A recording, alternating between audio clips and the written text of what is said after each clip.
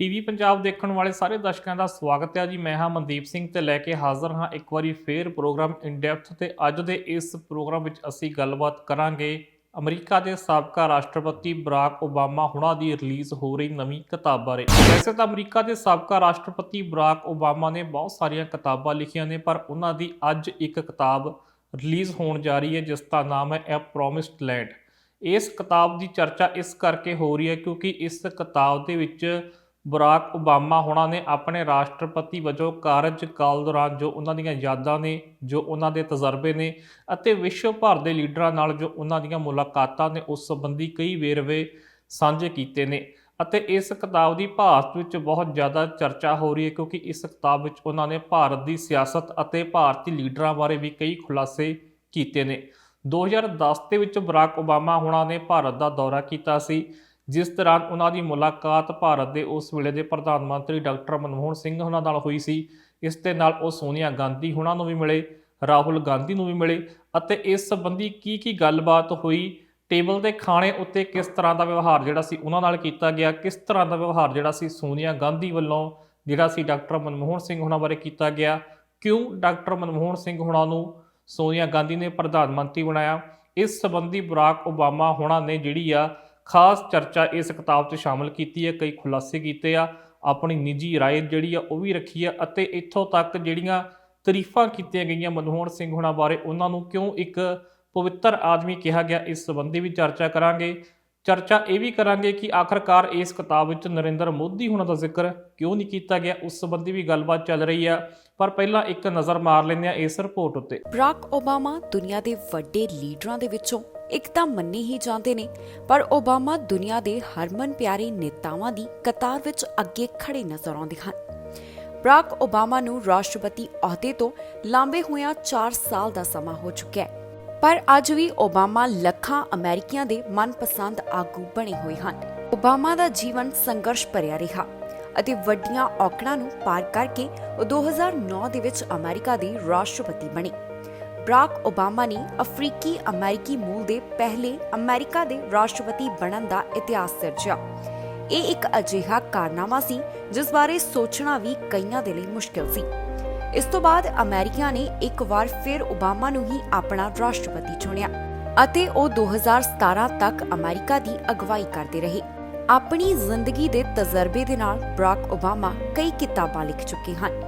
ਅੱਜ Barack Obama ਦੀ ਇੱਕ ਹੋਰ ਕਿਤਾਬ ਰਿਲੀਜ਼ ਹੋਣ ਜਾ ਰਹੀ ਹੈ, ਜੋ ਕਿ ਹੁਣ ਤੱਕ ਦੀਆਂ ਕਿਤਾਬਾਂ 'ਚੋਂ ਸਭ ਤੋਂ ਖਾਸ ਮੰਨੀ ਜਾ ਰਹੀ ਹੈ, ਕਿਉਂਕਿ ਇਸ ਕਿਤਾਬ ਦੇ ਵਿੱਚ ਬਰਾਕ ਓਬਾਮਾ ਨੇ ਰਾਸ਼ਟਰਪਤੀ ਵਜੋਂ ਆਪਣੀਆਂ ਯਾਦਾਂ ਨੂੰ ਤਾਜ਼ਾ ਕੀਤਾ ਹੈ। ਇਹ ਕਿਤਾਬ ਪੂਰੀ ਦੁਨੀਆ ਦੇ ਵਿੱਚ ਚਰਚਾ ਦਾ ਵਿਸ਼ਾ ਬਣੀ ਹੋਈ ਹੈ, ਕਿਉਂਕਿ ਬਰਾਕ ਓਬਾਮਾ ਨੇ ਇਸ ਕਿਤਾਬ 'ਚ ਦੁਨੀਆ ਭਰ ਦੇ ਕਈ ਵੱਡੇ ਲੀਡਰਾਂ ਬਾਰੇ ਆਪਣੀਆਂ ਮੁਲਾਕਾਤਾਂ ਦੇ ਵੇਰਵੇ ਸਾਂਝੇ ਕੀਤੇ ਹਨ। ਇਸ ਦੇ ਨਾਲ ਹੀ ਬਰਾਕ ਓਬਾਮਾ ਨੇ ਉਹਨਾਂ ਲੀਡਰਾਂ ਬਾਰੇ ਨਿੱਜੀ ਰਾਏ ਵੀ ਪੇਸ਼ ਕੀਤੀ ਹੈ। ਬਰਾਕ ਓਬਾਮਾ ਨੂੰ ਦੁਨੀਆ ਦੇ ਸਿਆਣੇ ਅਤੇ ਸੁਲਝੇ ਹੋਏ ਲੀਡਰਾਂ ਦੀ ਸੂਚੀ ਦੇ ਵਿੱਚ ਰੱਖਿਆ ਜਾਂਦਾ ਹੈ, ਜਿਸ ਕਾਰਨ ਕਿਸੇ ਲੀਡਰ ਬਾਰੇ ਉਹਨਾਂ ਦੀ ਨਿੱਜੀ ਰਾਏ ਨੂੰ ਅਹਿਮ ਮੰਨਿਆ ਜਾ ਰਿਹਾ ਹੈ। ਓਬਾਮਾ ਨੇ ਭਾਰਤੀ ਸਿਆਸਤ ਅਤੇ ਭਾਰਤੀ ਲੀਡਰਾਂ ਬਾਰੇ ਵੀ ਇਸ ਕਿਤਾਬ ਦੇ ਵਿੱਚ ਕਾਫੀ ਕੁਝ ਸਾਂਝਾ ਕੀਤਾ ਹੈ, ਜਿਸ ਤੇ ਭਾਰਤ ਵਿੱਚ ਸਿਆਸਤ ਵੀ ਸ਼ੁਰੂ ਹੋ ਗਈ ਹੈ। ਬੇਸ਼ੱਕ ਬਰਾਕ ਓਬਾਮਾ ਜਿਹੜੀ ਕਿਤਾਬ ਆ ਉਹ ਅੱਜ ਰਿਲੀਜ਼ ਹੋਣ ਜਾ ਰਹੀ ਹੈ, ਪਰ ਇਸ ਕਿਤਾਬ ਦੇ ਬਹੁਤ ਸਾਰੇ ਅੰਸ਼ ਜਿਹੜੇ ਪਹਿਲੇ ਮੀਡੀਆ ਵਿੱਚ ਆ ਚੁੱਕੇ ਨੇ। ਇਹ ਕਿਤਾਬ ਕਈ ਹੱਥਾਂ ਤੱਕ ਪਹੁੰਚ ਚੁੱਕੀ ਹੈ ਤੇ ਇਸ ਵਿੱਚ ਕਈ ਤਰ੍ਹਾਂ ਦੇ ਖੁਲਾਸੇ ਜਿਹੜੇ ਕੀਤੇ ਗਏ ਨੇ, ਜਿਨ੍ਹਾਂ ਵਿੱਚੋਂ ਅੱਜ ਵੀ ਅਸੀਂ ਚਰਚਾ ਕਰਾਂਗੇ ਕੁਝ ਉੱਤੇ। ਸਭ ਤੋਂ ਪਹਿਲਾਂ ਗੱਲਬਾਤ ਕਰਦੇ ਹਾਂ ਡਾਕਟਰ ਮਨਮੋਹਨ ਸਿੰਘ ਹੁਣਾਂ ਬਾਰੇ, ਕਿਉਂਕਿ ਉਹਨਾਂ ਦੀਆਂ ਬਹੁਤ ਜ਼ਿਆਦਾ ਤਾਰੀਫਾਂ ਬਰਾਕ ਓਬਾਮਾ ਹੋਣਾ ਵੱਲੋਂ ਕੀਤੀਆਂ ਗਈਆਂ। ਦਸੰਬਰ 2010 ਦੇ ਵਿੱਚ ਬਰਾਕ ਓਬਾਮਾ ਹੋਣਾ ਵੱਲੋਂ ਜਿਹੜਾ ਸੀ ਭਾਰਤ ਦਾ ਦੌਰਾ ਕੀਤਾ ਗਿਆ ਸੀ ਅਤੇ ਇਸ ਸੰਬੰਧੀ ਉਹਨਾਂ ਦੀ ਡਾਕਟਰ ਮਨਮੋਹਨ ਸਿੰਘ ਹੋਣਾ ਨਾਲ ਮੁਲਾਕਾਤ ਹੋਈ ਅਤੇ ਉਹਨਾਂ ਦੀ ਸ਼ਖਸੀਅਤ ਦਾ ਕਾਫੀ ਪ੍ਰਭਾਵ ਜਿਹੜਾ ਸੀ ਬਰਾਕ ਓਬਾਮਾ ਨੇ ਕਬੂਲਿਆ। ਬਰਾਕ ਓਬਾਮਾ ਨੇ ਇੱਕ ਦਰਵੇਸ਼ ਸਿਆਸਤਦਾਨ ਅਤੇ ਇੱਕ ਬੇਹੱਦ ਇਮਾਨਦਾਰ ਇਨਸਾਨ ਜਿਹੜਾ ਡਾਕਟਰ ਮਨਮੋਹਨ ਸਿੰਘ ਹੋਣਾ ਨੂੰ ਕਿਹਾ ਅਤੇ ਉਹਨਾਂ ਨੇ ਕਿਹਾ ਕਿ ਉਹ ਇੱਕ ਬੇਹੱਦ ਜਿਹੜੇ ਪ੍ਰਭਾਵੀ ਲੀਡਰ ਸੀ ਅਤੇ ਬਹੁਤ ਜ਼ਿਆਦਾ ਸਿਆਣਪ ਨਾਲ ਭਰੇ ਹੋਏ ਸੀਗੇ ਅਤੇ ਉਹਨਾਂ ਦੀ ਜਿਹੜੀ ਸ਼ਾਲੀਨਤਾ ਸੀ ਉਹ ਕਾਫੀ ਉਹਨਾਂ ਤੋਂ ਪ੍ਰਭਾਵਿਤ ਹੋਏ। ਅਤੇ ਬਰਾਕ ਓਬਾਮਾ ਨੇ ਇਸਥੋਂ ਤੱਕ ਉਹਨਾਂ ਦੀਆਂ ਸਿਫਤਾਂ ਕੀਤੀਆਂ ਕਿ ਜਿਹੜੀ ਇੱਕ ਤਰੱਕੀ ਦਾ ਚਿੰਨ੍ਹ ਸੀ ਡਾਕਟਰ ਮਨਮੋਹਨ ਸਿੰਘ ਹੋਣਾ ਨੂੰ ਭਾਰਤ ਲਈ ਇੱਕ ਤਰੱਕੀ ਦਾ ਚਿੰਨ੍ਹ ਉਹਨਾਂ ਨੇ ਕਰਾਰ ਦਿੱਤਾ। ਤੇ ਇਸ ਸੰਬੰਧੀ ਉਹਨਾਂ ਨੇ ਕਿਹਾ ਕਿ ਉਹ ਚਿੰਤਤ ਸਨ ਕਿ ਜਦੋਂ ਡਾਕਟਰ ਮਨਮੋਹਨ ਸਿੰਘ ਜਿਹੜੇ ਆ ਉਹ ਭਾਰਤ ਦੀ ਸਿਆਸਤ ਤੋਂ ਲਾਂਭੇ ਹੋਣਗੇ ਤਾਂ ਉਸ ਤੋਂ ਬਾਅਦ ਭਾਰਤ ਦੀ ਸਿਆਸਤ ਦਾ ਕੀ ਹੋਵੇਗਾ। ਇਸ ਤਰ੍ਹਾਂ ਦੇ ਜਿਹੜੇ ਖਾਸੇ ਸੀ, ਜਿਹੜੇ ਫਿਕਰ ਸੀ, ਉਹ ਬਰਾਕ ਓਬਾਮਾ ਹੁਣੀ ਉਸ ਵਕਤ ਜ਼ਾਹਰ ਕਰਦੇ ਸਨ। ਇਸੇ ਦੌਰਾਨ ਹੀ ਆਪਣੀ ਇੱਕ ਮੁਲਾਕਾਤ ਦਾ ਜ਼ਿਕਰ ਕਰਦਿਆਂ ਬਰਾਕ ਓਬਾਮਾ ਹੁਣਾਂ ਨੇ ਲਿਖਿਆ ਕਿ ਡਾਕਟਰ ਮਨਮੋਹਨ ਸਿੰਘ ਹੁਣਾਂ ਨੇ ਉਹਨਾਂ ਕੋਲ ਭਾਰਤ ਦੀ ਸਿਆਸਤ ਸੰਬੰਧੀ ਕਈ ਤਰ੍ਹਾਂ ਦੇ ਜਿਹੜੇ ਖਾਸੇ ਸੀ ਉਹ ਪ੍ਰਗਟ ਕੀਤੇ ਸੀ। ਮੁੰਬਈ ਦੇ ਵਿੱਚ 2008 'ਚ ਇੱਕ ਅੱਤਵਾਦੀ ਹਮਲਾ ਹੋਇਆ ਸੀ ਜਿਸ ਵਿੱਚ 166 ਲੋਕਾਂ ਦੀ ਮੌਤ ਹੋ ਗਈ ਸੀ ਅਤੇ 9 ਹਮਲਾਵਰ ਜਿਹੜੇ ਸੀ ਉਹ ਇਸ ਵਿੱਚ ਮਾਰੇ ਗਏ ਸਨ, ਜਦਕਿ 10ਵਾਂ ਹਮਲਾਵਰ ਜਿਹੜਾ ਕਸਾਬ ਕਰਕੇ ਮਸ਼ਹੂਰ ਹੋਇਆ ਉਸ ਨੂੰ ਜ਼ਿੰਦਾ ਫੜ ਲਿਆ ਗਿਆ ਸੀ, ਬਾਅਦ 'ਚ ਉਸ ਨੂੰ ਫਾਂਸੀ ਦੇ ਦਿੱਤੀ ਗਈ। ਪਰ ਇਸ ਹਮਲੇ ਤੋਂ ਬਾਅਦ ਡਾਕਟਰ ਮਨਮੋਹਨ ਸਿੰਘ ਨੇ ਜਿਸ ਤਰ੍ਹਾਂ ਦੀ ਇੱਕ ਸੈਂਟੀਮੈਂਟ ਭਰਿਆ ਜਾ ਰਿਹਾ ਸੀ ਲੋਕਾਂ ਵਿੱਚ ਕਿ ਇਹ ਹਮਲਾ ਪਾਕਿਸਤਾਨ ਨੇ ਕੀਤਾ ਹੈ, ਹਾਲਾਂਕਿ ਕਾਫੀ ਹੱਦ ਤੱਕ ਇਹ ਗੱਲ ਨਿਕਲ ਕੇ ਵੀ ਸਾਹਮਣੇ ਆਈ ਸੀ, ਪਰ ਇਸ ਸੰਬੰਧੀ ਉਸ ਵਕਤ ਇੱਕ ਹਵਾ ਚੱਲ ਰਹੀ ਸੀ ਕਿ ਇਸ ਦਾ ਜਿਹੜਾ ਬਦਲਾ ਆ ਉਹ ਪਾਕਿਸਤਾਨ ਤੋਂ ਲਿਆ ਜਾਵੇ। ਤਾਂ ਇਸ ਦਾ ਵਿਰੋਧ ਜਿਹੜਾ ਸੀ ਡਾਕਟਰ ਮਨਮੋਹਨ ਸਿੰਘ ਹੁਣਾਂ ਨੇ ਕੀਤਾ ਸੀ ਕਿ ਹਾਲਾਂਕਿ ਉਸ ਵੇਲੇ ਦੇ ਜਿਹੜੇ ਗ੍ਰਹਿ ਮੰਤਰੀ ਸੀ ਸ਼ਿਵਰਾਜ ਪਾਟਿਲ, ਉਹਨਾਂ ਨੂੰ ਇਸ ਹਮਲੇ ਤੋਂ ਬਾਅਦ ਅਸਤੀਫਾ ਦੇਣਾ ਪਿਆ ਸੀ, ਪਰ ਪ੍ਰਧਾਨ ਮੰਤਰੀ ਹੁਣਾਂ ਨੇ ਇਸ ਗੱਲ ਦਾ ਵਿਰੋਧ ਕੀਤਾ ਸੀ ਕਿ ਕਾਹਲੀ ਵਿੱਚ ਜਿਹੜਾ ਕੋਈ ਵੀ ਫੈਸਲਾ ਉਹ ਨੁਕਸਾਨ ਕਰ ਸਕਦਾ। ਜਿਸ ਤੋਂ ਬਾਅਦ ਜਿਹੜਾ ਸੀ ਬਰਾਕ ਓਬਾਮਾ ਕੋਲ 2010 'ਚ ਉਹਨਾਂ ਨੇ ਇੱਕ ਖਾਸ਼ਾ ਪ੍ਰਗਟ ਕੀਤਾ ਕਿ ਭਾਰਤ ਵਿੱਚ ਜਿਹੜੀ ਮੁਸਲਿਮ ਵਿਰੋਧੀ ਸਿਆਸਤ ਆ ਉਹ ਹੁਣ ਹਵਾ ਫੜ ਸਕਦੀ ਹੈ ਅਤੇ ਇਸ ਨਾਲ ਭਾਜਪਾ ਦਾ ਉਭਾਰ ਵੀ ਪੈਦਾ ਹੋ ਸਕਦਾ ਆ ਅਤੇ ਇਹ ਖਾਸ਼ਾ ਬਹੁਤ ਜਲਦ ਸੱਚ ਸਾਬਤ ਹੋਇਆ, ਕਿਉਂਕਿ 2009 ਦੇ ਵਿੱਚ ਬਰਾਕ ਓਬਾਮਾ ਜਿਹੜੇ ਸੀ ਅਮਰੀਕਾ ਦੇ ਰਾਸ਼ਟਰਪਤੀ ਬਣੇ। 2017 ਤੱਕ ਉਹ ਰਾਸ਼ਟਰਪਤੀ ਰਹੇ ਅਤੇ ਇਹ ਖਾਸ਼ਾ ਜਿਹੜਾ ਸੀ ਮਨਮੋਹਨ ਸਿੰਘ ਹੁਣਾਂ ਵੱਲੋਂ 2010 'ਚ ਕੀਤਾ ਗਿਆ ਸੀ ਅਤੇ 2014 ਵਿੱਚ ਭਾਰਤ ਵਿੱਚ ਭਾਜਪਾ ਦੀ ਸਰਕਾਰ ਬਣੀ ਅਤੇ ਉਸ ਤੋਂ ਬਾਅਦ ਫਿਰ ਬਰਾਕ ਓਬਾਮਾ ਹੁਣਾਂ ਦੀਆਂ ਕਈ ਮੁਲਾਕਾਤਾਂ ਭਾਰਤ ਦੇ ਪ੍ਰਧਾਨ ਮੰਤਰੀ ਨਰਿੰਦਰ ਮੋਦੀ ਨਾਲ ਹੋਈਆਂ ਅਤੇ ਇਸੇ ਕਾਰਜਕਾਲ ਦੌਰਾਨ ਹੀ ਭਾਵ ਕਿ ਬਰਾਕ ਓਬਾਮਾ ਦੇ ਰਾਸ਼ਟਰਪਤੀ ਰਹਿੰਦਿਆਂ ਹੀ ਇਹ ਖਾਸ਼ਾ ਸੱਚ ਜ਼ਾਹਰ ਹੋਇਆ ਅਤੇ ਭਾਰਤ ਵਿੱਚ ਭਾਜਪਾ ਦੀ ਜਿਹੜੀ ਆ ਉਹ ਸਰਕਾਰ ਬਣੀ। ਔਰ ਇਸ ਵਕਤ ਜਿਹੜਾ ਕਾਂਗਰਸ ਆ ਇੱਕ ਤਰ੍ਹਾਂ ਨਾਲ ਨੁੱਕਰੇ ਲੱਗੀ ਜਿਹੜੀ ਆ ਉਹ ਨਜ਼ਰ ਆ ਰਹੀ ਆ। ਸੋ ਇਹ ਇੱਕ ਖਾਸ਼ਾ ਜੋ ਕਿ ਮਨਮੋਹਨ ਸਿੰਘ ਹੁਣਾਂ ਨੇ ਪ੍ਰਗਟਾਇਆ ਸੀ ਉਹ ਬਿਲਕੁਲ ਸੱਚ ਸਾਬਤ ਹੋਇਆ। ਇਸ ਤੋਂ ਇਲਾਵਾ ਬਰਾਕ ਓਬਾਮਾ ਨੇ ਡਾਕਟਰ ਮਨਮੋਹਨ ਸਿੰਘ ਹੁਣਾਂ ਬਾਰੇ ਕੁਝ ਹੋਰ ਵੀ ਜਿਹੜੀਆਂ ਉਹਨਾਂ ਦੀਆਂ ਸਿਫਤ ਸਲਾਹਾਂ ਕੀਤੀਆਂ ਨੇ, ਜਿਸ ਵਿੱਚ ਉਹਨਾਂ ਨੇ ਕਿਹਾ ਕਿ ਡਾਕਟਰ ਮਨਮੋਹਨ ਸਿੰਘ ਹੁਣੀ ਜਿਵੇਂ ਦਸਤਾਰ ਸਜਾਉਂਦੇ ਨੇ, ਜਿਵੇਂ ਉਹਨਾਂ ਦੀ ਸਫੈਦ ਦਾੜੀ ਹੈ ਅਤੇ ਜਿਸ ਤਰ੍ਹਾਂ ਦਾ ਉਹਨਾਂ ਦਾ ਸੁਭਾਅ ਆ ਅਤੇ ਜੇਕਰ ਪੱਛਮੀ ਸੱਭਿਆਚਾਰ ਦੀ ਨਜ਼ਰ ਤੋਂ ਦੇਖਿਆ ਜਾਵੇ ਜਾਂ ਉਸ ਕਲਚਰ ਦੀ ਨਜ਼ਰ ਵਿੱਚੋਂ ਦੇਖਿਆ ਜਾਵੇ ਤਾਂ ਉਹ ਇੱਕ ਪਵਿੱਤਰ ਆਦਮੀ ਨਜ਼ਰ ਆਉਂਦੇ ਨੇ। ਹਾਲਾਂਕਿ ਉਹ ਉਹਨਾਂ ਨੂੰ ਪਹਿਲਾਂ ਹੀ ਬੇਹੱਦ ਇਮਾਨਦਾਰ ਜਿਹੜੇ ਲੀਡਰ ਆ ਉਹ ਗਰਦਾਨ ਚੁੱਕੇ ਨੇ। ਇਸ ਦੌਰਾਨ ਉਹਨਾਂ ਨੇ ਇਹ ਵੀ ਕਿਹਾ ਕਿ ਡਾਕਟਰ ਮਨਮੋਹਨ ਸਿੰਘ ਜਿਹੜੇ ਆ ਉਹਨਾਂ ਨਾਲ ਉਹਨਾਂ ਦੇ ਨਿੱਘੇ ਸੰਬੰਧ ਸੀ ਅਤੇ ਉਹਨਾਂ ਨੇ ਇੱਥੋਂ ਤੱਕ ਵੀ ਲਿਖਿਆ ਕਿ ਡਾਕਟਰ ਮਨਮੋਹਨ ਸਿੰਘ ਜਿਹੜੇ ਆ ਉਹ ਇੱਕ ਅਜਿਹੇ ਸਿੱਖ ਭਾਈਚਾਰੇ ਵਿੱਚੋਂ ਨਿਕਲ ਕੇ ਸਾਹਮਣੇ ਆਏ ਜਿਨ੍ਹਾਂ ਨੂੰ ਜ਼ਬਰ ਜ਼ੁਲਮਾਂ ਦਾ ਸਾਹਮਣਾ ਕਰਨਾ ਪਿਆ ਤੇ ਉਸ ਕੌਮ ਚੋਂ ਨਿਕਲ ਕੇ ਉਹ ਇੱਕ ਵੱਡੇ ਅਹੁਦੇ ਤੱਕ ਪਹੁੰਚੇ। ਸੋ ਇਸ ਗੱਲ ਦੀ ਵੀ ਉਹਨਾਂ ਨੇ ਸਿਫਤ ਕੀਤੀ ਆ। ਸੋ ਕੁੱਲ ਮਿਲਾ ਕੇ ਇਸ ਕਿਤਾਬ ਦੇ ਵਿੱਚ ਇੱਕ ਵਾਰੀ ਫਿਰ ਡਾਕਟਰ ਮਨਮੋਹਨ ਸਿੰਘ ਹੁਣਾਂ ਦੀ ਸ਼ਖਸੀਅਤ ਜਿਹੜੀ ਆ ਉੱਭਰ ਕੇ ਸਾਹਮਣੇ ਆਈ ਕਿ ਦੁਨੀਆ ਭਰ ਦੇ ਲੀਡਰਾਂ ਅੱਗੇ ਉਹਨਾਂ ਦੀ ਕੀ ਇੱਜ਼ਤ ਸੀ, ਕੀ ਉਹਨਾਂ ਦਾ ਰਸੂਖ ਸੀ ਅਤੇ ਕਿਸ ਤਰ੍ਹਾਂ ਦੁਨੀਆ ਭਰ ਦੇ ਜਿਹੜੇ ਵੱਡੇ ਲੀਡਰ ਹੈ, ਕਿਉਂਕਿ ਬਰਾਕ ਓਬਾਮਾ ਜਿਹੜੇ ਲਗਾਤਾਰ 2 ਵਾਰ ਅਮਰੀਕਾ ਦੇ ਰਾਸ਼ਟਰਪਤੀ ਬਣੇ ਅਤੇ ਅਮਰੀਕਾ ਦਾ ਰਾਸ਼ਟਰਪਤੀ ਜਿਹੜਾ ਵਾ ਦੁਨੀਆ 'ਚ ਸਭ ਤੋਂ ਤਾਕਤਵਰ ਲੀਡਰ ਮੰਨਿਆ ਜਾਂਦਾ ਔਰ ਉਹ ਲੀਡਰ ਜਿਹੜਾ ਜਦੋਂ ਭਾਰਤ ਦੇ ਪ੍ਰਧਾਨ ਮੰਤਰੀ ਡਾਕਟਰ ਮਨਮੋਹਨ ਸਿੰਘ ਹੁਣਾਂ ਦੀ ਸਿਫਤ ਕਰਦਾ ਤਾਂ ਇਸ ਦੇ ਮਾਇਨੇ ਜਿਹੜੇ ਕਾਫੀ ਵੱਧ ਜਾਂਦੇ ਨੇ। ਹਾਲਾਂਕਿ ਇਸ ਤੋਂ ਇਲਾਵਾ ਜਦੋਂ 2010 ਦੇ ਵਿੱਚ ਉਹ ਭਾਰਤ ਆਏ ਸੀ ਤਾਂ ਉਹਨਾਂ ਨੇ ਸੋਨੀਆ ਗਾਂਧੀ ਅਤੇ ਰਾਹੁਲ ਗਾਂਧੀ ਨਾਲ ਹੋਈ ਮੀਟਿੰਗ ਦਾ ਵੀ ਜ਼ਿਕਰ ਕੀਤਾ। ਭਾਰਤ ਦੀ ਸਿਆਸਤ ਉੱਤੇ ਵੀ ਉਹਨਾਂ ਨੇ ਆਪਣੀਆਂ ਟਿੱਪਣੀਆਂ ਕੀਤੀਆਂ। ਸਭ ਤੋਂ ਪਹਿਲਾਂ ਉਹਨਾਂ ਨੇ ਇਸ ਗੱਲ ਤੇ ਟਿੱਪਣੀ ਕੀਤੀ ਹੈ ਕਿ ਆਖਰਕਾਰ ਮਨਮੋਹਨ ਸਿੰਘ ਨੂੰ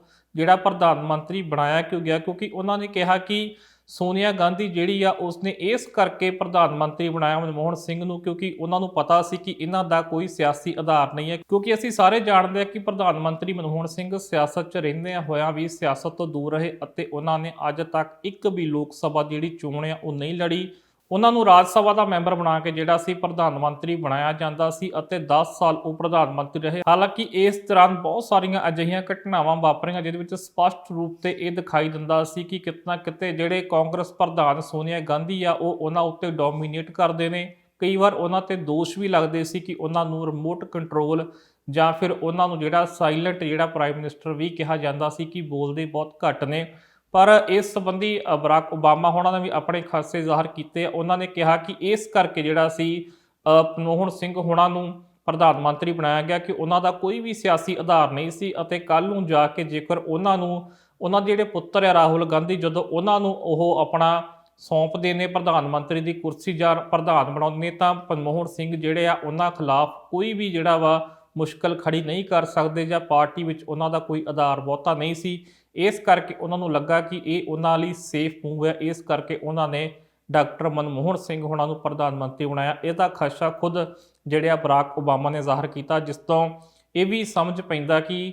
ਬਰਾਕ ਓਬਾਮਾ ਜਿਹੜੇ ਆ ਭਾਰਤ ਦੀ ਰਾਜਨੀਤੀ ਸੰਬੰਧੀ ਕਾਫੀ ਜਿਹੜੀ ਆ ਸਮਝ ਉਹ ਰੱਖਦੇ ਸੀ। ਸੋਨੀਆ ਗਾਂਧੀ ਦਾ ਜ਼ਿਕਰ ਕਰਦਿਆਂ ਬਰਾਕ ਓਬਾਮਾ ਨੇ ਲਿਖਿਆ ਕਿ ਉਹ ਇੱਕ ਪ੍ਰਭਾਵਸ਼ਾਲੀ ਅਤੇ ਬੁੱਧੀਮਾਨ ਸਿਆਸਤਦਾਨ ਔਰਤ ਸੀ ਅਤੇ ਉਹਨਾਂ ਨੇ ਇਸ ਸੰਬੰਧੀ ਇੱਕ ਮੀਟਿੰਗ ਦਾ ਵੀ ਜ਼ਿਕਰ ਕੀਤਾ ਅਤੇ ਇੱਕ ਦ੍ਰਿਸ਼ ਉਹਨਾਂ ਨੇ ਪੇਸ਼ ਕੀਤਾ ਕਿ ਜਦੋਂ 2010 ਦੇ ਵਿੱਚ ਉਹ ਦੌਰਾ ਕਰ ਰਹੇ ਸਨ, ਉਸ ਵਕਤ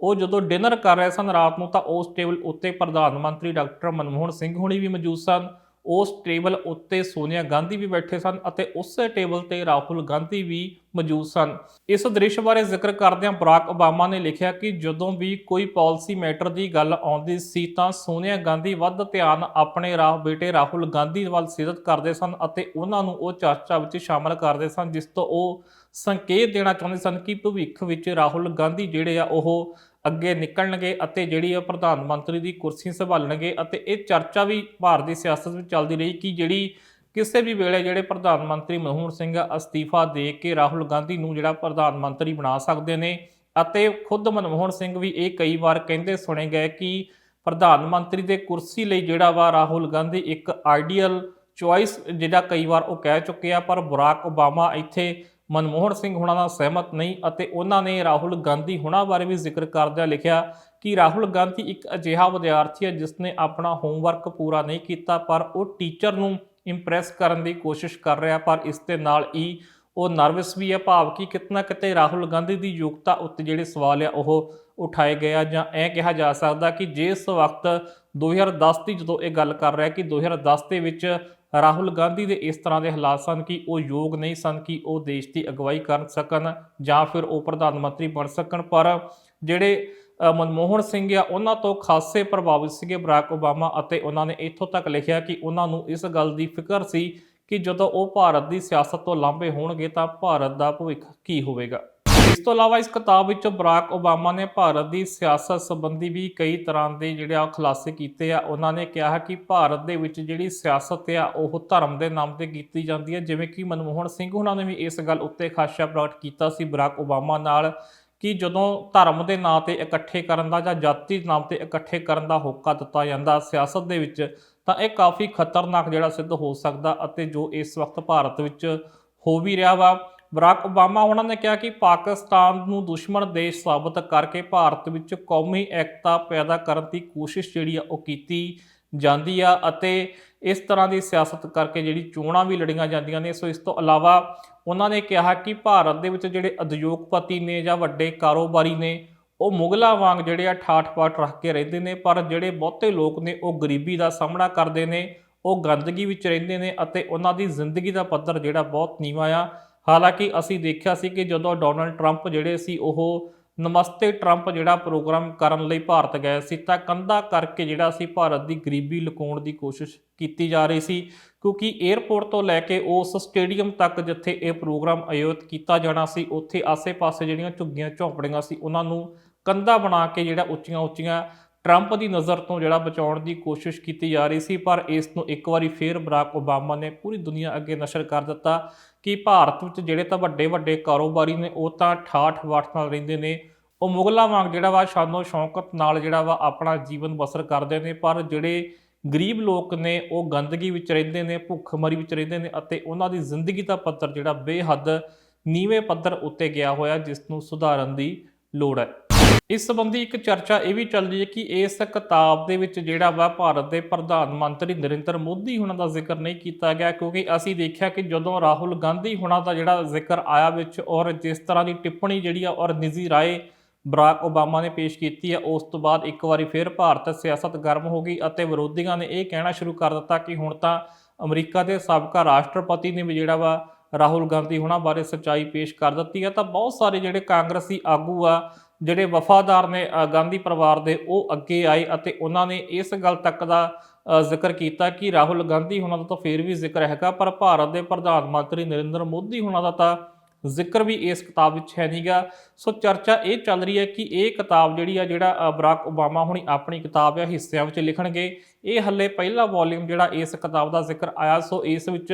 ਮੰਨਿਆ ਇਹ ਜਾ ਰਿਹਾ ਕਿ ਉਹਨਾਂ ਨੇ ਜਿਹੜਾ ਆਪਣਾ ਸ਼ੁਰੂਆਤੀ ਕਾਰਜਕਾਲ ਹੈ, ਕਿਉਂਕਿ ਉਹਨਾਂ ਨੇ ਵੀ 2 ਜਿਹੜੇ ਕਾਰਜਕਾਲ ਆ ਰਾਸ਼ਟਰਪਤੀ ਵਜੋਂ ਆਪਣੇ ਹਟਾਏ ਆ, ਕਿਉਂਕਿ ਪਹਿਲਾਂ ਉਹ 2009 ਦੇ ਵਿੱਚ ਪਹਿਲੀ ਵਾਰ ਰਾਸ਼ਟਰਪਤੀ ਬਣੇ ਸਨ ਅਤੇ 4 ਸਾਲ ਦਾ ਕਾਰਜਕਾਲ ਪੂਰਾ ਕੀਤਾ ਅਤੇ ਜਦੋਂ 4 ਸਾਲ ਬਾਅਦ ਫਿਰ ਚੋਣਾਂ ਹੋਈਆਂ ਫਿਰ ਉਹ ਰਾਸ਼ਟਰਪਤੀ ਬਣੇ। ਅਤੇ ਹੁਣ ਉਮੀਦ ਇਹ ਪ੍ਰਗਟ ਕੀਤੀ ਜਾ ਰਹੀ ਹੈ ਕਿਉਂਕਿ ਭਾਰਤ ਦੇ ਪ੍ਰਧਾਨ ਮੰਤਰੀ ਨਰਿੰਦਰ ਮੋਦੀ ਜਿਹੜੇ ਸੀ ਉਹ 2014 ਦੇ ਵਿੱਚ ਜਿਹੜਾ ਵਾ